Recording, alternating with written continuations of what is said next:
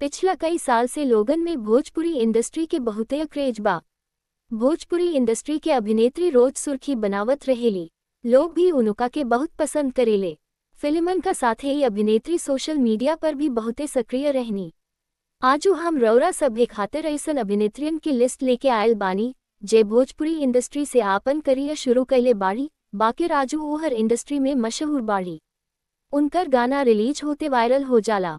आज बताएं कि वो अभिनेत्री के ही भोजपुरी इंडस्ट्री के सबसे हॉट अभिनेत्री मानल जाए वाली नम्रता मल्ला अपना हॉटनेस बोल्डनेस खातिर सबसे ज्यादा मशहूर बाड़ी।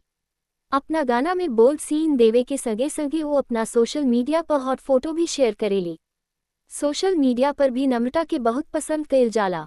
भोजपुरी इंडस्ट्री के टॉप अभिनेत्रियन के लिस्ट में आम्रपाली दुबे के नाम ना आवे तो संभव नइखे। आम्रपाली दुबे के गीत भी बहुत मशहूर बा।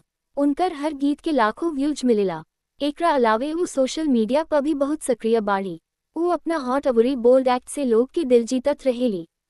काजल राघवानी एगो ऐसन अभिनेत्री है जे अपना सादगी के साथे साथे अपना बोल्डनेस खातिर भी मशहूर बाड़ी। इंडस्ट्री में पवन सिंह उनकर जोड़ी बहुते पसंद कइल जाला। काजल 16 साल के उम्र से ए इंडस्ट्री के हिस्सा रहल हइन। अबले वो एगो जानल मानल नाम बन गइल हइन। भोजपुरी इंडस्ट्री के रानी कहल जाए वाली मोनालिसा के हर एक पर फैंस पागल हो गइल बाड़े। अगर उनकर फिल्म गाना एक तरफ राखल जाव तो इंटरनेट पर आग लगावे खातिर उनकर सोशल मीडिया काफी बाड़ी। भोजपुरी इंडस्ट्री के साथे साथे बॉलीवुड इंडस्ट्री में भी बहुत मशहूर बानी। प्रशंसक उनका तस्वीर के इंतजार करत रहेले। एकरे अलावा सपना चौहान, यामिनी सिंह, निधि झा, मधु शर्मा, ऋचा दीक्षित जैसन बहुत अभिनेत्री बाड़ी जे भोजपुरी इंडस्ट्री में आजकल धमाल मचाविया के तैयार हैं।